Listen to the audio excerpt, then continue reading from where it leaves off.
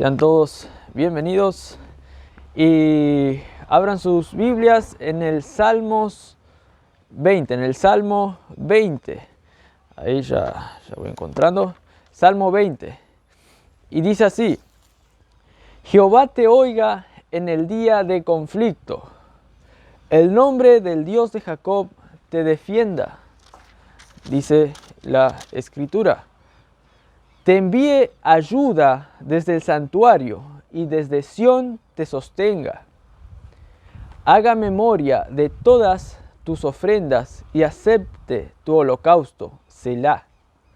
Te dé conforme al deseo de tu corazón y cumpla todo tu consejo. Nosotros nos alegraremos en tu salvación y alzaremos pendón en el nombre de nuestro Dios. Concede a Jehová todas tus peticiones. Ahora conozco que Jehová salva a su ungido. Lo oirá desde sus santos cielos, con la potencia salvadora de su diestra. Estos confían en carros y aquellos en caballos. Mas nosotros, del nombre de Jehová, nuestro Dios, tendremos memoria. Ellos flaquean y caen, mas nosotros nos levantamos y estamos en pie. Salva a Jehová, que el Rey nos oiga en el día que lo invoquemos. Vamos a tener una palabra de oración. Padre Celestial, gracias por tu palabra. Te pedimos, Señor, que esta palabra impacte a cada corazón y que se vaya alentado confiando en el Dios de nuestra salvación. En nombre de Cristo Jesús. Amén. En este salmo, que fue escrito por David, dice que el título, el encabezado, si pueden leer ahí, dice al músico principal, es decir, a David fue escrito este salmo, pero es escrito por él mismo. Es curioso. Bueno, sabemos que David es un poeta, entonces él pudo lo más bien hacer esto. Él se puso en la piel de los a quien él cuidaba, a su pueblo. Él se puso en la piel del pueblo y hizo un escrito como si fuese el pueblo, pero que hablase de David también. Y también va a hablar sobre el pueblo. Y aquí, ¿qué va a hablar? Aquí el contexto de este salmo radica en que el pueblo sabe que el rey está en conflicto. El pueblo sabe que el rey está, por así decirlo, en una guerra. Seguramente muchos creen que este salmo se originó porque había una guerra. Entonces David escribió esto.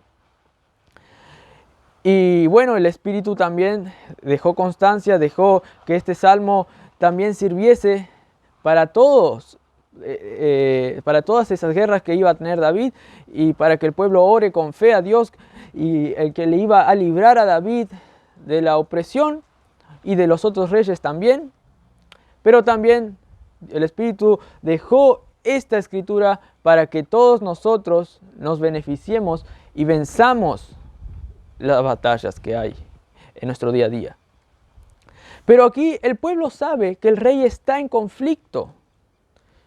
Yéndonos más al tema de esta carta, el pueblo sabe que el rey está en conflicto, y entonces el pueblo aquí ora a Dios para que Dios salve al rey. Y si Dios salva al rey, también va a salvar al pueblo, porque el rey es la cabeza del pueblo. El rey es el que está liderando al pueblo. El rey es el representante del pueblo. Si Dios salva al rey, también salva al pueblo. Esta guerra, entonces en esta guerra, este conflicto también les involucra, también involucra al pueblo esta guerra. Así que el pueblo está activo también, aunque el rey es el que es el representante. El rey es el que lleva el nombre del pueblo. Entonces, ¿cuál es la actitud del pueblo? ¿Qué debe hacer el pueblo cuando ve que el rey está en conflicto, está en guerra? ¿Qué debe hacer el pueblo? Bueno, del versículo 1 al 4 vamos a ver que el pueblo ora Primer encabezado. Segundo encabezado, vamos a ver que el pueblo tiene esperanza, versículo 5. Tercer encabezado, vamos a ver que el pueblo tiene certeza, versículo 6. Ahora les voy a ir explicando. Encabezado número 4, el pueblo analiza más detalladamente y se entromete más en la guerra, versículos 7 al 8. Y luego, encabezado número 5, vemos que el pueblo hace otra oración, pero más específica. Entonces, en primer lugar, vamos a ver que en esta guerra, el pueblo ora. En este conflicto que ve que el rey tiene, el pueblo ora. Y miren lo que ora, versículo 1. Jehová te oiga en el día de conflicto. El pueblo ora para que Dios escuche las peticiones de auxilio que el rey hace. El rey está ahí en conflicto y el pueblo ora para que Dios le ayude. ¿Y por qué oran? Primero porque le quieren al rey, aman al rey, pero también oran porque les involucra a ellos. Si el rey perece, ellos también. Si el rey está en conflicto, ellos también. Esto pasa con la iglesia. Si un hermano está en conflicto, si está en lucha, todos se van a ver influenciados también. Pero vemos que aquí el pueblo está interesado en que Dios oiga al que clama, que Dios oiga al rey. Pues si Dios oye, entonces tiene al mejor aliado, el Dios del universo. ¿Qué mejor aliado que tener al Dios que controla todas las cosas a su lado? Vemos en el versículo 1 también, la parte B, que dice, el nombre del Dios de Jacob te defienda. Vean que aquí el pueblo dice el nombre de Dios. Es como que abarca toda la esencia de lo que es Dios, abarca todo lo que es Dios, el nombre de Dios. El pueblo no conoce toda la inmensidad que es Dios porque es infinito. Y porque también estaba en el Antiguo Testamento, ahora en el Nuevo Testamento conocemos mucho más su gracia, su amor. Pero igual ellos conocían el nombre del Dios, conocían el título, conocían lo que le identificaba. Y es el nombre del Dios de Jacob. ¿Por qué dice el nombre de Dios de Jacob? Porque Jacob era el peor de los peores, por así decirlo, de los patriarcas. Abraham, Isaac, Jacob. Jacob era uno de los peores, pero Dios le eligió a él y encima le eligió a él en vez de Esaú, que era el hermano mayor que tenía que tomar la primogenitura. Pero Dios le eligió por pura gracia y misericordia a Jacob, no siendo nada. Entonces, el nombre del Dios de Jacob, el que elige a los que no son para que sean, ese Dios te defienda. Vean aquí entonces que Dios es misericordioso y por eso puede ayudar. Y si ese Dios nos defiende a nosotros, a ti hermano, en la lucha que tengas, si ese Dios te defiende a ti, vas a ganar. La guerra va a estar ganada ya. Y por eso piden ayuda a Dios. Es el único que le puede hacer ganar. Por eso oran. O si no, ¿para qué orar? Y oran con fe.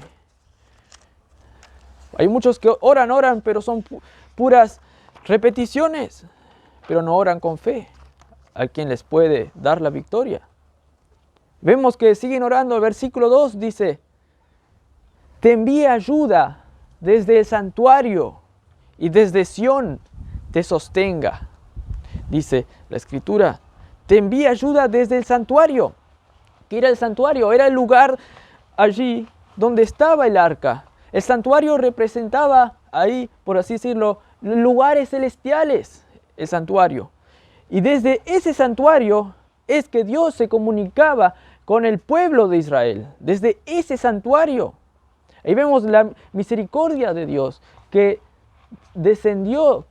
condescendió. ¿Para qué? Para tener misericordia y ayudarnos. Y es por medio del santuario que nos puede ayudar. Pues si fuese por nuestras fuerzas o si fuese por nuestro nombre, nunca Dios nos iba a ayudar. Él tuvo que condescenderse para salvarnos. Y desde allí, el pueblo sabe que desde allí puede apelar a Dios para que le ayude a David en la batalla. Desde allí nomás, desde el santuario. Y David, cuando estaba escribiendo esto, él lo puso. ¿Por qué? Porque sabía muy bien que él era pecador. La única manera que Dios le podía ayudar a David era por el santuario, por las misericordias de Dios. Desde allí, entonces, desde ese lugar, Dios le iba a sostener. Dice, y desde Sión te sostenga. Sión iba a ser el lugar donde el arca iba a ser puesto, el arca del pacto. Y desde ese lugar, Dios le va a sostener. Tu hermano, ¿sabes esto? Que solamente desde ese lugar Dios te sostiene. Desde ese lugar el Dios del universo te sostiene. Vos no podés apelar a Dios sin tener ese conocimiento de esa gracia de Dios, pues es el Dios del universo, es el Dios que tiene autoridad sobre todas las cosas, es el Dios infinitamente santo, justo. Por tu nombre no vas a poder acceder a Él. Es por su nombre, es porque Él se hizo como nosotros y murió en la cruz para que sea propicio para nosotros, para que Dios se agrade en ayudarnos por causa de la justicia del Hijo de Dios. Y luego vean cómo sigue el flujo del pensamiento. Versículo 3 dice, haga memoria de todas tus ofrendas. ¿Vieron cómo se va a enfocar en el santuario? David aquí sabe que la guerra va a ser ganada solamente por las misericordias de Dios. Vean cómo dice versículo 3, haga memoria de todas tus ofrendas. El pueblo pide a Dios que Dios haga memoria de las ofrendas que David iba y daba en el santuario para que sean también sacrificados los animales. Aquí el pueblo sabía que Dios solamente puede ayudarle y ser propicio por medio del sacrificio de los corderos y de las ofrendas. Solamente por eso Dios puede ayudar a David.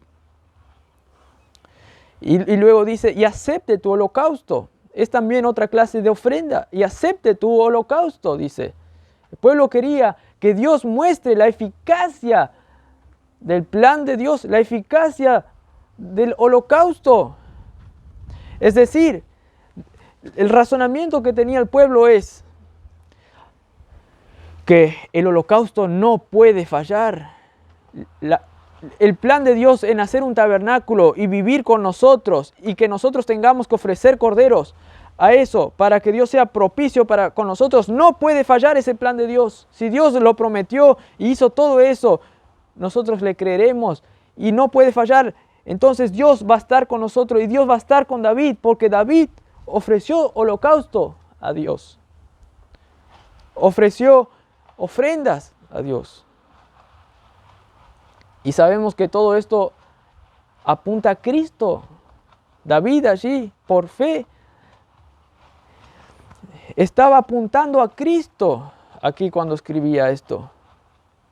Él sabía que en un futuro iba a venir un Salvador, pero sabía que Dios ahí ya estaba dando la salvación a su pueblo por medio del tabernáculo, por medio de los corderos que estaban muriendo. Y David confiaba en eso. Y al confiar en eso estaba confiando en el cordero que iba a morir más tarde en la cruz, eficazmente. Y este era el razonamiento del pueblo. No puede fallar este plan de Dios. El tabernáculo no puede fallar. Si David entregó ofrendas al holocausto, entonces Dios le va a ayudar. Y así también nosotros, hermanos. Nosotros, si estamos seguros, si estamos confiando en el plan de Dios para con nosotros, que Jesús murió por nosotros, vamos a tener esa comunión con Dios por medio de la cruz. Y nuestros pecados van a ser perdonados y vamos a andar limpiamente y vamos a ser victoriosos. Primera de Juan 1:9, si confesaos los pecados, ¿qué dice? Dios es fiel y justo para perdonarnos y limpiarnos de toda maldad. Él es fiel y justo. ¿Por qué?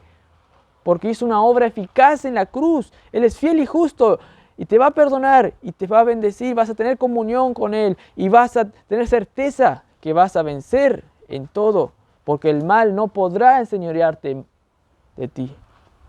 Luego sigue diciendo, orando el pueblo. Versículo 4 dice, te dé conforme al deseo de tu corazón. El pueblo confiaba que el deseo del rey era bueno, justo, santo, y que el deseo del rey era a favor del pueblo. Entonces, lo más tranquilo podían orar, te dé conforme al deseo de tu corazón. Que Dios te provea todo para que vos hagas lo que tengas que hacer, luches con fuerza y cumplas bien los propósitos para el bien del pueblo. Hoy en día, el presidente que tiene Argentina tal vez no haga el bien para el pueblo. Y nosotros no podríamos orar a que se haga la voluntad del presidente porque va a ser un desastre. No hay un ser perfecto aquí en la tierra en el cual nosotros podamos decir, haga conforme a lo que tú quieras. No hay. El único ser perfecto que hay hoy en día es Jesús. Es el único rey en que podemos decir, cumpla todo tu consejo, como va a decir versículo 4, parte B, y cumpla todo tu consejo también. Entonces el rey hoy podemos aplicar que es Jesús para nosotros hoy en día. Ahora a ese sí podemos orar, cumpla todo tu consejo, Jesús. Hágase tu voluntad, venga tu reino a la tierra. Y ayúdanos, haz justicia también para tu gloria. Y vemos que aquí el pueblo oró por David, a Dios, para que gane la victoria. Y ahora vamos a ver que el pueblo no solamente oraba, sino que tenía esperanza. El pueblo tenía esperanza. Vamos a ver el versículo 5, cómo el pueblo tenía esperanza en esta guerra para que salga victorioso. Vemos, versículo 5, parte A, ¿qué dice? Nosotros nos alegraremos en tu salvación. Ya estaba enfocando en el más allá, después de la guerra. El pueblo está enfocando que prácticamente iba a ganar y se estaba enfocando en después de la guerra. Nos alegraremos nosotros en tu salvación. Esta es la esperanza que tenían, que iba a ganar. Nos alegraremos en tu salvación. El pueblo se iba a alegrar cuando el rey pase ese conflicto y sea salvado. Pues el pueblo está dependiendo del rey. Como dije, si el rey es salvado, si al rey le va bien, al pueblo también le va bien. El pueblo está identificado con el rey. Vean lo que dice Lamentaciones 4:20, sobre que el pueblo está bajo las sombras del rey. Lamentaciones 4:20 dice, el aliento de nuestra vida, el ungido del Señor, ha sido atrapado en sus fosas.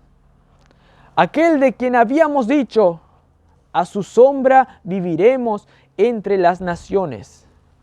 Aquí el ungido del Señor es el que rodea a todo el pueblo y bajo esa sombra de ese rey el pueblo vive. Y este es el ungido del Señor. Lamentaciones 4:20. Claritamente haciendo un paralelismo con Jesús, que nosotros vivimos bajo la sombra de Jesús. Tu hermano también debes regocijarte en que Dios te salvará del mal a ti. Así como el pueblo tenía esperanza que Dios iba a salvar del mal al rey, que le iba a dar la salvación, así también nosotros tenemos que tener esperanza que Dios nos va a salvar a nosotros. Romanos 5:10 dice, si nosotros siendo enemigos fuimos reconciliados por la muerte de su Hijo, mucho más ahora estando reconciliados, seremos salvos por su vida. Nosotros estamos siendo salvos, seguimos siendo salvados porque Jesús vive en nosotros. Y eso porque Él hizo una obra misericordiosa por nosotros allí en la cruz. Y luego sigue diciendo la esperanza que tiene el pueblo. Sigue expresando la esperanza que tiene el pueblo. Versículo 5, parte B, y dice: y alzaremos pendón en el nombre de nuestro Dios. ¿Qué significa pendón? Significa una bandera de victoria, la bandera de Israel. Alzaremos la bandera de la victoria. ¿En qué nombre? ¿En nuestro nombre? ¿En el nombre de la sociedad? ¿En el nombre de Babel? No, en el nombre de Dios, quien da la victoria, de nuestro Dios. Alzaremos pendón en el nombre de nuestro Dios. Ellos tenían esperanza que van a ganar y vamos a alzar la bandera de Dios. Sigue diciendo el versículo 5, parte C: concede a Jehová todas tus peticiones. Y de nuevo, este rey David era un rey confiante que quería el bien del pueblo, y por eso el pueblo oraba para que Jehová conceda sus peticiones. Ahora, vimos que el pueblo oraba en este conflicto que les competía a ellos también. Vimos que el pueblo tenía esperanza y miraba más allá de la guerra, miraba al futuro porque tenía certeza. Y pues entonces ahora vamos a ver que también el pueblo tenía certeza, y ahora vamos a ver aún más la certeza. Versículo 6, parte A, dice: ahora conozco, dice, que Jehová salva a su ungido. Algo pasó allí mientras estaba escribiendo, mientras estaba exclamando estos del pueblo la oración y la esperanza. Algo pasó que llegó el pueblo a decir: ahora conozco que Jehová salva a su ungido. ¿Qué pasó?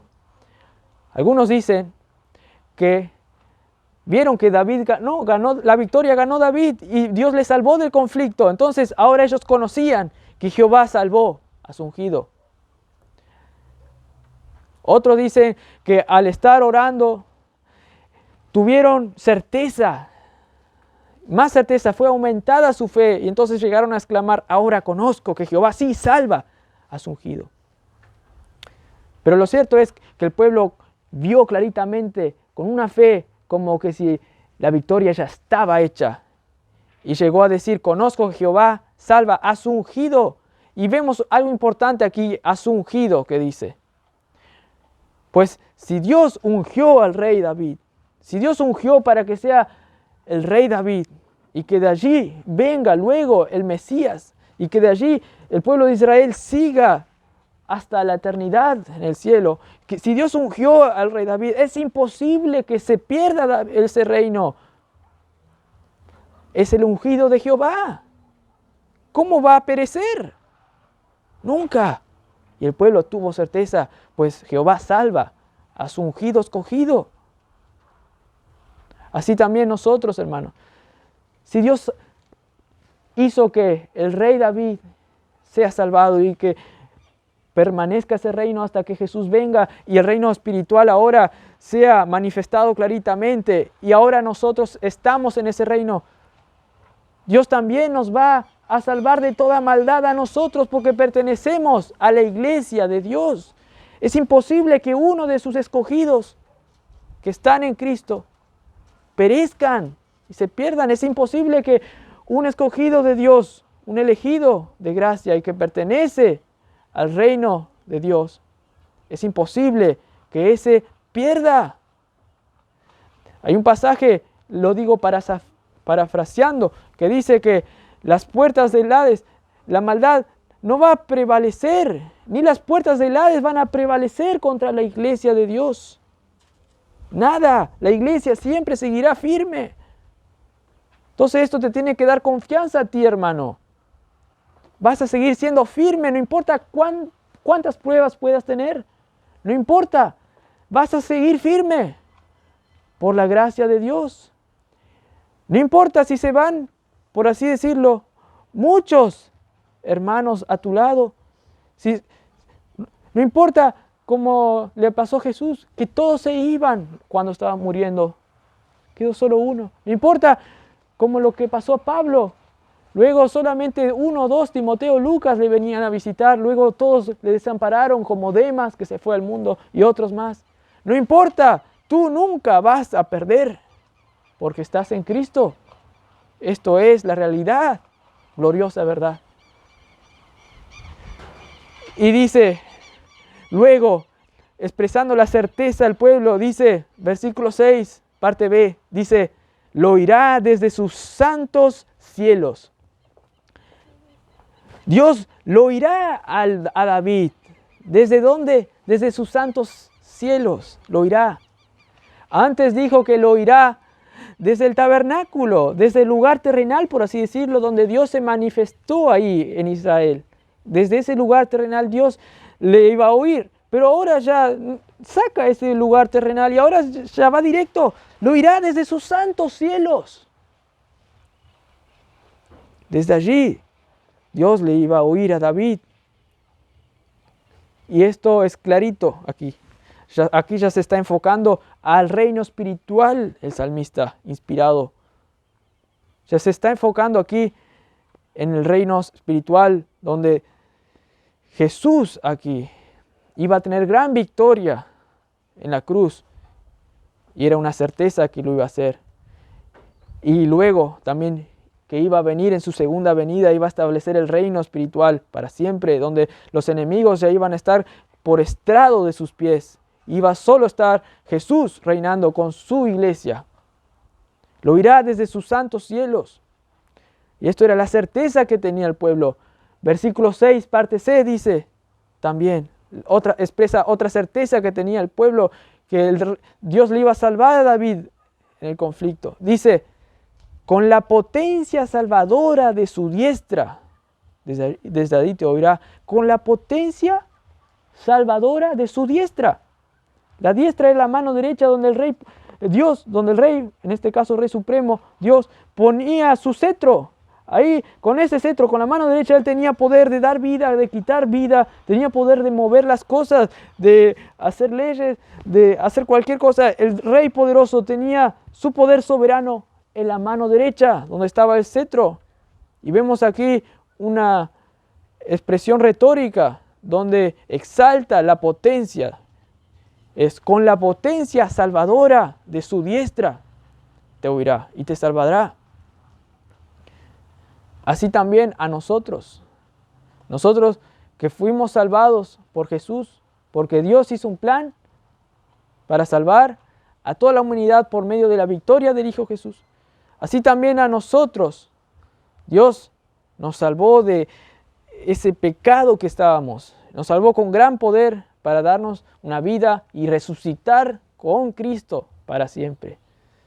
Y aquí, en esa salvación, nadie, nada, ninguna cosa creada, nada te puede separar de ese poder de Dios. Nada, en cualquier circunstancia, nada te podrá separar, porque es la potencia salvadora de su diestra que está contigo para siempre, por medio del Evangelio. Y vemos que esa era la certeza que tenía el pueblo. Y no solamente entonces oraba el pueblo, no solamente tenía esperanza, no solamente vemos que tenía una certeza, sino que ahora vamos a ver que el pueblo se identifica y hace un análisis más intensivo de la situación y se involucra y toma lugar en la guerra como tú y yo debemos hacer. Miren, versículo 7, parte A, lo que dice. Estos confían en carros y aquellos en caballos. Aquí el autor, ¿qué estaba diciendo? Bueno, el pueblo aquí. ¿Qué estaba diciendo? Ya estaba enfocando a los demás que no pertenecían al pueblo de Dios. Estaban enfocándose y diciendo, ellos, los que están desafiando al rey, ellos solo confían en su poderío militar, solo confían en esos carros avanzados, solo confían en esos caballos, sinónimo de fuerza humana. Pero nosotros, dice versículo 7b, más nosotros, del nombre de Jehová nuestro Dios, tendremos memoria. Se cree, bueno, no se cree, es un hecho, que ahí el pueblo no tenía armas sofisticadas, no tenían carros y eso. Sí, con Salomón sí, luego iban a tener. Pero acá con David no tenían. Era un pueblo minúsculo comparado a los demás pueblos. Pero este pueblo sabía quién estaba con ellos. Si Dios está con nosotros, ¿quién contra nosotros? Y ellos sabían que es el nombre de Jehová lo que importa. Y por eso ellos tendrían memoria de ese Dios y no de sus fuerzas. Ellos sabían que ellos pensaban solamente, ellos recordaban solamente en quien tiene todo el poder y la autoridad y la soberanía sobre todas las cosas. Inclusive tenía poder sobre esos carros, sobre esas ruedas. Dios es el Dios que hizo la materia que formaba esos carros, esas ruedas, esos caballos. Dios con un simple chasquido podía hacer polvo esos carros y esos caballos. Podía destrozar esos músculos de los caballos con un solo chasquido. Y el pueblo, con lo poco que conocía de ese Dios tan grande que ahora conocemos más, el pueblo sabía de ese nombre de Jehová y de ese poder y lo experimentó por años y años de antecedencia en esta época que estaba escribiendo. Y luego sigue diciendo, versículo 8b, ellos flaquean y caen. Un comentarista llamado Calvino dijo, cuando aquí el salmista dice, ellos flaquean y caen, el comentarista dice, es probable que aquí se señale, como si fuera con el dedo, se señale con el dedo a los enemigos de Israel, a quienes Dios había derrocado, cuando consideraban que ningún evento era menos probable. Es decir, aquí el comentarista dice que cuando el pueblo decía, ellos flaquean y caen, es como que si estaban apuntando con el dedo. Ellos que pensaban que iban a derrotar a Israel, ellos realmente no derrotaron, sino cayeron.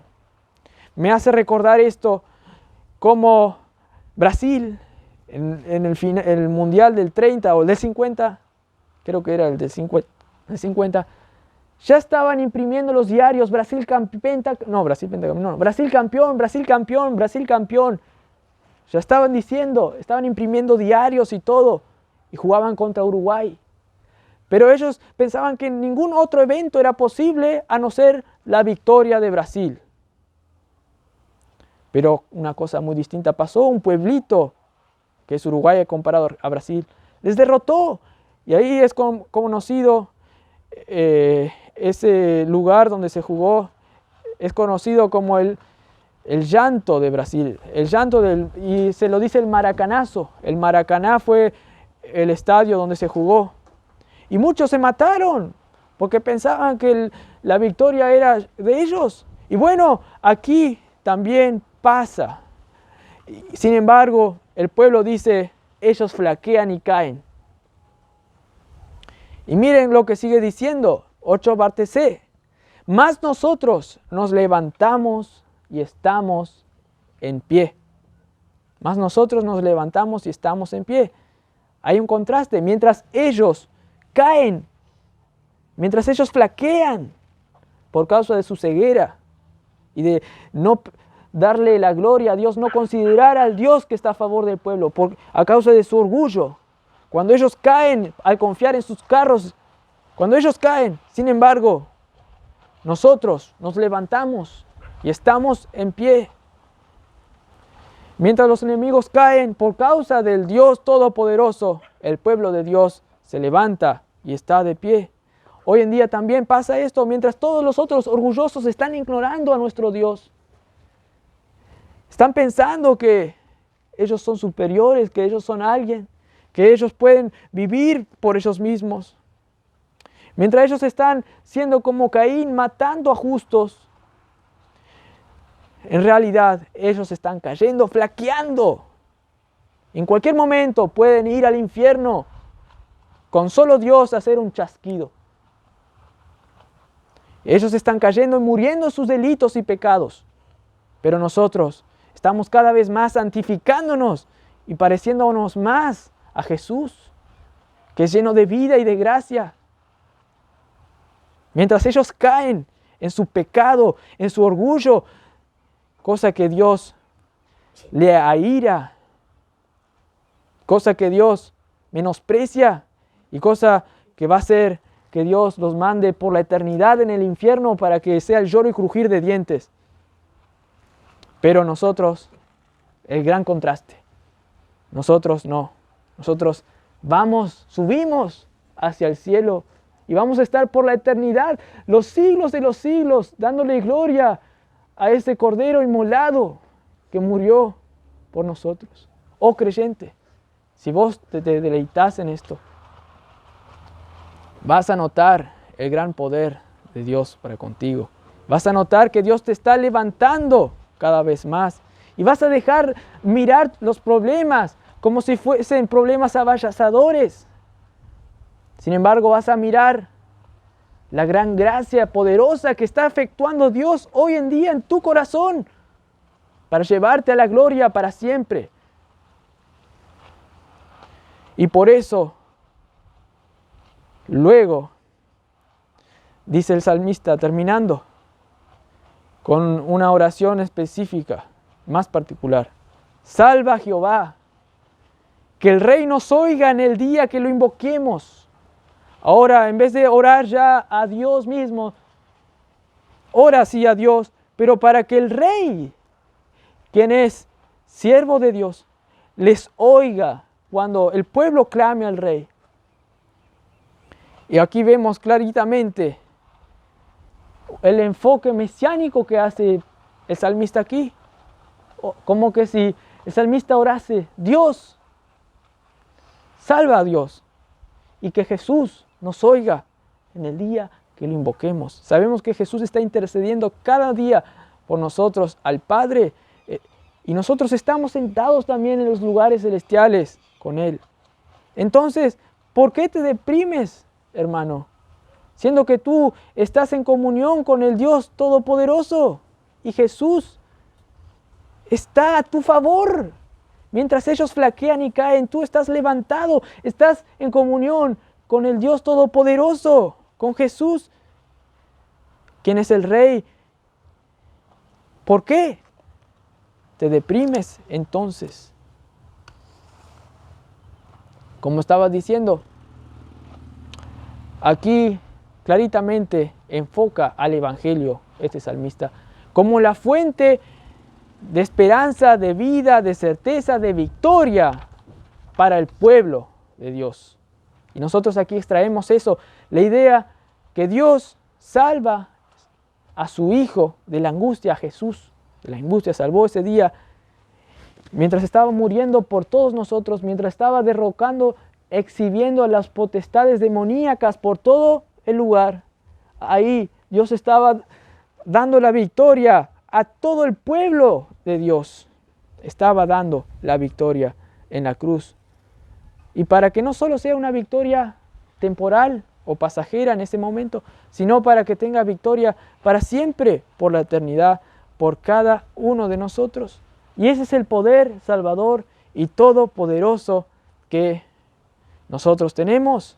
Y quiero que vean ahora a la luz del Nuevo Testamento en un pasaje, para que vean este poder en Efesios 1.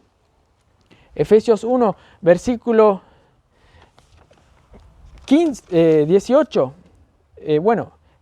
19 al 23, para ir terminando, para que vean a la luz del Nuevo Testamento este poder que Dios obró en Jesús y para que nos identifiquemos y nosotros también tengamos ese poder para esta vida. Dice Efesios 1, 19 al 23, para ir terminando. Y cuál la supereminente grandeza de su poder para con nosotros, los que creemos,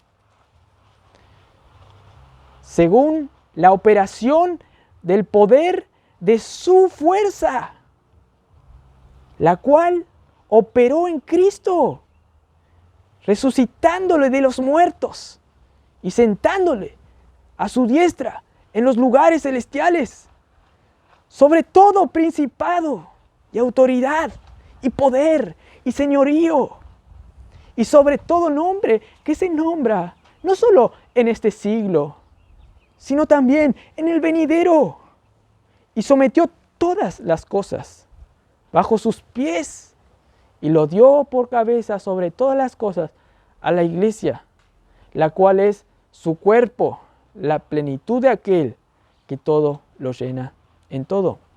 ¿Vieron? Este es el poder poderoso, valga la redundancia, que está operando hoy en día en cada uno de nosotros.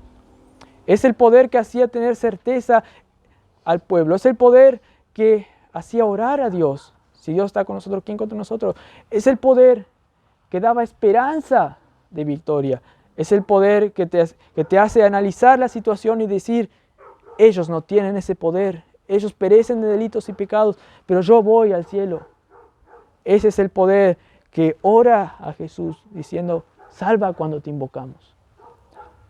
Y ese es el poder que tú debes analizar hoy y decir también, reflexionar. ¿Por qué estoy opacado con las circunstancias terrenales? ¿Y por qué no me regocijo en la esperanza de la salvación de Dios? ¿Por qué no veo la realidad de que estoy siendo santificado cada vez más mientras otros están cayendo para siempre? Y van a sufrir en el infierno por toda la eternidad. ¿Por qué yo ahora estoy ofuscado por otras cosas? Razona, hermano. Vamos a tener una palabra de oración. Padre Celestial, gracias por este día. Gracias por tu palabra, Señor. Te pido que sea eficaz en cada corazón y se regocije con el Dios de nuestra salvación. Y que vea la realidad gloriosa a la libertad a que los hijos fuimos llamados. Como dice Juan 1:12, Dios nos dio la potestad de ser hijos de Dios, coherederos del reino celestial. Ya no más vivimos cayendo, sino yendo, elevándonos hacia la eternidad, donde vamos a estar siglos por siglos y más siglos con Dios en la santidad para siempre. Venga tu reino, Dios, ya. En nombre de Cristo Jesús. Amén.